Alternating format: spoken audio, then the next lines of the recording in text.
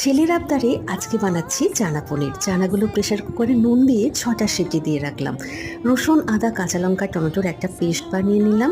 পনিরগুলো নুন হলুদ দিয়ে হালকা করে ভেজে রাখলাম। শুকনো কড়ায় তেজপাতা, এলাচ, লবঙ্গ, দারচিনি আর গোটা জিরে একটু নেড়েচেড়ে নিয়ে তেল দিয়ে পেঁয়াজ কুচিগুলো দিয়ে দিলাম। নুন চিনি দিয়ে লাল করে পেঁয়াজটা ভেজে নেওয়ার পর রসুন, আদা, কাঁচা লঙ্কা, টমেটোর পেস্টটা দিয়ে ভালো করে মশলা কষিয়ে হলুদ, কাশ্মীরি লঙ্কা, ধনে, জিরে পাউডার দিয়ে ভালো করে মশলাটা কষিয়ে নিয়ে সিদ্ধ করে রাখা চানাগুলো দিয়ে দিলাম। সব কিছু ভালোভাবে মিশিয়ে নিয়ে তার মধ্যে টমেটো কেচাপ আর এই যে কাজুর পেস্ট এটা দিয়ে ভালোভাবে সব কিছু মিশিয়ে প্রায় 5-7 মিনিট ফুটতে দিলাম। সব কিছু ভালোভাবে ফুটে যাওয়ার পরে ভেজে রাখা পনিরগুলোও দিয়ে দিলাম। এরপরে উপর থেকে গরম মশলা আর কাসুরি মেথি গুঁড়ো দিয়ে আরও 5-7 মিনিট একটু ধিমে আঁচে রেখে দিলাম। ব্যাস রেডি হয়ে গেল অনুষ্ঠান বাড়ির মতো সুস্বাদু চানা পনির।